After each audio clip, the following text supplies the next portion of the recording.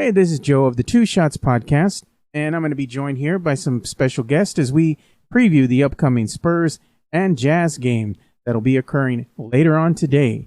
I'm going to be joined by Noah of Pounding the Rock, and I'm also going to be joined by Ty of At the Line Podcast. You know him as Ty Jager, and Noah, I forget how to say your name. It's Noah George, but it's Noah Magaro, right? Noah Magaro-George. I want to make sure I pronounce your name correctly. So we're going to be previewing the Spurs versus Jazz game that's going to be upcoming.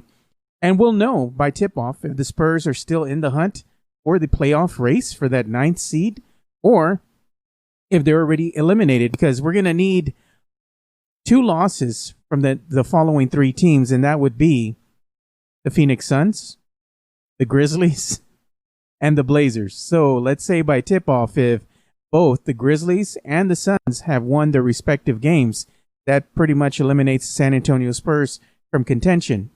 But if one of those 2 teams loses, we still have hope, but we got to take care of business and beat the Utah Jazz.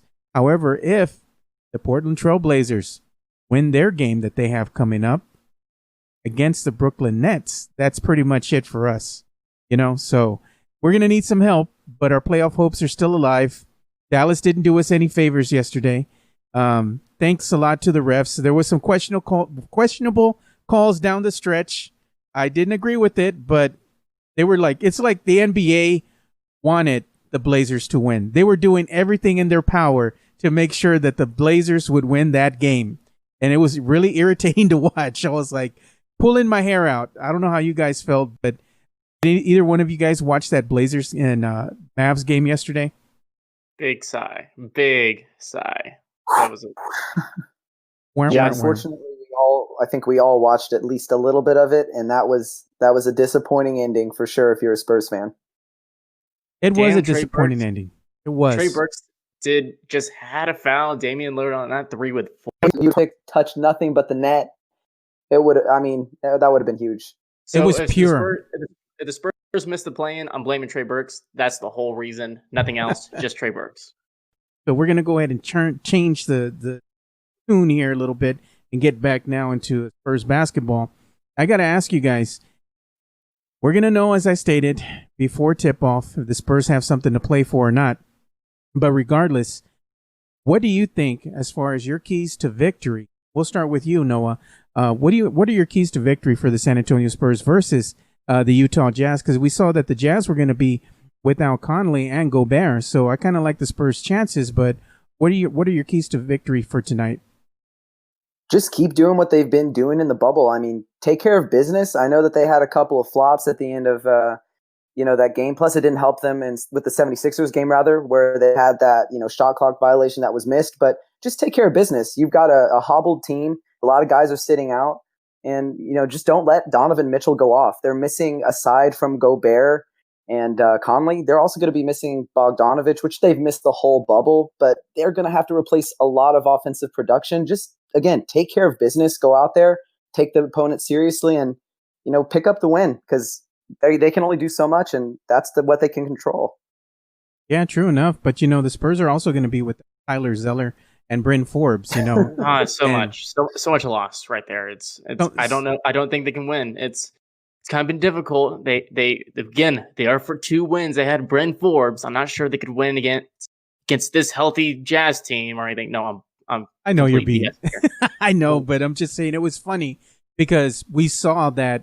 I'm not going to say who it was. It was an outlet put that graphic out there on social media, and they're like, Spurs are going to be without Tyler Zeller and Bryn Forbes. I'm like, ooh. It made it look so dramatic too. Like these are key players. These are MVP candidates that they're missing. They're not. Are they not? I thought Zeller was an MVP candidate this year. Top 5 at least. Bryn Forbes was a Defensive Player of the Year candidate. For sure. Yeah, easily. All are just going off on tangent. I think Ty's getting ready for his Razzie Awards. He's going to be giving out in a later podcast for At the Line. I just came up with an award on top of my head right now. Who's going to be missed the least? And one of those candidates is Bryn Forbes. Sorry, Bryn. Sorry. Don't let my boy Jonas Clark hear you, man, because he loves him some Bryn Forbes, man. I'm sorry, Jonas. What are you on? I'm sorry. I gotta say this. What are you? What does Bryn have on you? That's what I'm saying, man. He might have some incriminating photos or something. I'm kidding. Well, anyway, it was quite humorous to see, that dramatic graphic out there, and Spurs Twitter blew up right away, and they're like, "Oh, how are we ever going to win without Tyler Zeller and Bryn Forbes?" I'm like, I think we've actually done pretty well in the absence of, Trey Lyles and also LaMarcus Aldridge. So I think the Spurs are faring pretty good right now. Yeah. But so this is a Spurs team that even before the bubble, they beat this Jazz team 2-0 so far in the series. Now they're on 3-0 against this team, and that was against two of those were against healthy teams. So I'm not concerned about the Spurs team getting a win. If you let DeJounte go off against this team like he did against the second game, where he got 23 points, 7 rebounds, 4 assists, and 4 steals on 63% shooting, I'm confident with a Derek White who has been phenomenal in this bubble. DeMar DeRozan who does not stop scoring. And then add on that you don't have Rudy Gobert out there. Drew Eubanks and Jakob Poeltl will have a fun time against their bigs out there too. So this is a game that I think the Spurs could do fine in. Going against a Utah team that's missing Gobert, that's missing their point guard, who has been questionable this year, and then missing Bogdanovic, which they've been missing again all bubble. So if this is a Spurs team can get 2 wins against this team healthy, they can get a third win against get a second win against a Jazz team that's health depleted. True enough. But, I'm going to tell you right now, I'm going to ask all of you this. Regardless of what happens, the outcome of the other 2 games prior to the Spurs tipping off with the Utah Jazz, I got to say personally, regardless if they make it into the playoffs or not, I just have enjoyed watching the development of the younger players. And it's just like Pop said, if they make the playoffs, that's icing on the cake. But I got to say, since the NBA restart, watching the San Antonio Spurs team play in the bubble has brought me nothing but joy, confidence, yes, a little bit of frustration because they dropped some games that they should have won. That's the story of our season here. But I got to say that I've loved the effort. I've liked everything I've seen. They've played a lot more consistent on both ends of the basketball. And I got to say, if they can keep this up going into next season, it's going to be interesting, and I like to see what this team is really going to be made of come next season. What are your thoughts, Ty, in regards to how, they win or they lose or they make it into the playoffs or not? What have you thought about the team? I've had so much fun watching this team. I did a call out on Twitter on Wednesday saying, "Hey guys, remember whoever said that this team was going 0-0, 1-7? Well, look at this team now. This team's gone at least 5-2, most likely going to be 6-2 if they're going to win, because that's my prediction. But this team has been so much fun. This has been a completely different team than we've seen all season long. And just again, to see the young guys flourish is what we've been wanting all season. And getting it back at least for some summer basketball, again, when it's been kind of a detrimental year, not just for Spurs fans, but just life in general. This was a fresh thing of air. I can't talk today. It's wrong. But I've had so much fun watching this team no matter what. I would love to have some more Spurs basketball with this play-in tournament, but if I'm not going to get it, I'm going to be disappointed in that, but I'm not going to be disappointed in this team. Not going to be disappointed either. And your thoughts, Noah? What have you thought about this team, regardless if they make the playoffs or not? How have you viewed this team? Have you enjoyed them, or is there something more that you're wanting? Oh, no, absolutely. I've seen some people be kind of critical, like, oh, if they don't make the playoffs, I'm going to be disappointed, or, they should have won that 76ers game. And, maybe that's true, but I've been so happy with what I've seen. We've seen this team go from a team that is, slower, relies on a DeMar DeRozan, LaMarcus Aldridge, pretty much ran through them, to we're seeing a team that's, top 3 in pace in the bubble. They've got a top 10 defensive, offensive rating and net rating. I mean, they've looked great in the bubble. The young guys have been able to run. We've been able to see Keldon flourish. We've been able to see Lonnie flourish. We've seen DeJounte, learn his new role as a secondary playmaker here behind Derek. I really have no complaints. I'm happy either way. They make the playoffs. You get that playoff experience. Awesome. You don't. this was basically a playoff scenario, right? I mean, for these guys, even if it's not the playoffs, this had kind of a playoff feel to it because it did mean something to this fan base. It meant something to them, meant something to their development. And I'm really excited going forward. I don't know how you can't be excited if you're a Spurs fan after seeing this. Really, the only thing I'm going to be disappointed in is not going to be able to watch this team even more for at least this season. That's the only thing I'm going to be disappointed about. Yeah. Absolutely. They've been amazing to watch since the NBA restart, especially watching Keldon Big Body Johnson. I'm like, wow, dude, check out this kid, man. He's just looked amazing. I got to say, he's well ahead of the curve as far as the younger players are concerned. But he's a Kentucky product, so it's to be expected. But you like everything that he does, his aggressiveness and how he plays both ends of the ball, both offensively and defensively. And he has a high basketball IQ. He just seems to make the right decisions at the right times. I mean, I can't say enough of this young man. What have you thought about him, Noah? I'm so impressed with Keldon. In my opinion, he was a dude who was probably the most NBA-ready prospect we've had in a while. And I think that experience in Austin was still good for him. Even if he was NBA-ready, it gave him a chance to be an alpha, grow some confidence. And then this newfound three-point shot that we've seen from him, where he was shooting like 22% in the G League, and now it's 40%, albeit on like kind of a small sample size. It's still, to me, very encouraging. He's looked aggressive. He's looked fearless on both ends, really. And he's a guy who, and I don't want to say this too soon, but he's a guy who kind of reminds me of, when Kawhi came in, he was, further along than a lot of people thought. And he surprised a lot of people. And I think Keldon has the potential to be one of the biggest steals in this draft class. And I think he has the potential to be more than just a role player or more than just, a 10-point per game kind of guy. I really see that he has a strong future in San Antonio, or at least that's how I feel. Yeah, no doubt. And the one good thing about it is that we haven't seen any load management as of yet this early in his career. So that always bodes well for San Antonio Spurs fans. Ty, who has really stood out at you as far as another player besides Keldon here in the Spurs restart in the bubble?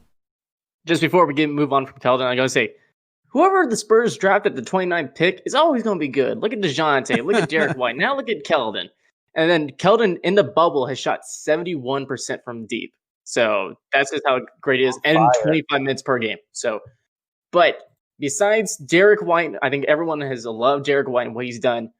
The surprise player to me has been Drew Eubanks. And I know everyone knows I'm part of the Drew train at this point. The Drew crew. The Drew crew, the Drew train, everyone hop on. I'm selling tickets for this.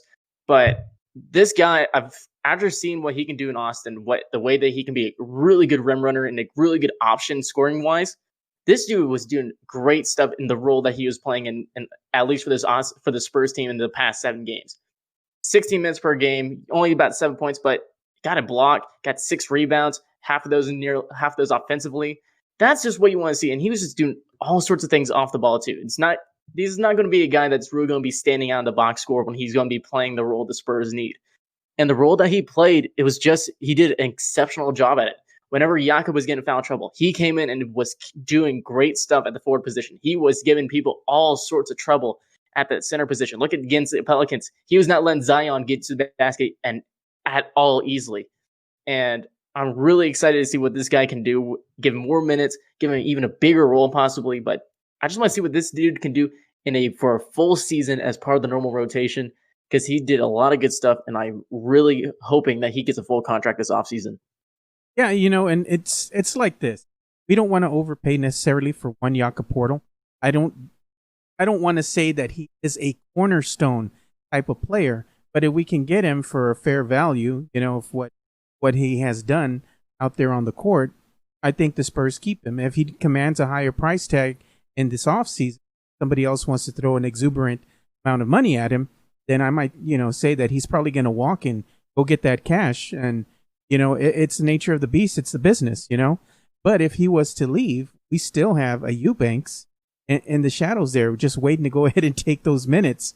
So I'm not saying that, hey, Drew Eubanks is better than one Jakob Poeltl. I mean, they both do things, I guess, that are good out there on the court. Both of them have their strength. But if worst case scenario, Jakob's to go ahead and walk, at least we have Drew Eubanks there as a backup if the Spurs want to go ahead and throw another contract at him. you know? And honestly, like, so if you do say that you kind of keep the same roster, at least when it comes to the big men next season, if you can have Eubanks as a backup power forward, because he can easily play in that 4 or 5 position. And so say that you keep Jakob, say that you do keep LaMarcus or something like that. And even though I think this team is honestly better without LaMarcus, but say that you do throw Trey Lyles and LaMarcus as starting, having a bench rotation of Drew Eubanks and Jakob Hurl sounds pretty dangerous, to be honest. I really kind of want to see those two play on the court at the same time, even though we're most likely never going to get it. But that's just a block party right there. Yeah, welcome to the block party. Jonas would like that. Jonas Clark would love that. He would make a graphic or something and put it out. Welcome to the block party. So I'm going to go ahead and start bringing this to a close because this is just a quick preview we're giving of the Spurs and Jazz game. So make sure you go and follow our good friend here, Noah Magaro-George. And you can follow him on Twitter at @N_Magaro, which is Magaro. And also make sure you go and follow him on YouTube. You make sure you subscribe to his new YouTube channel and show your support for him. And also make sure you go and follow Ty Jager at the Ty Jager at Ty Jager, which is TYJAGER.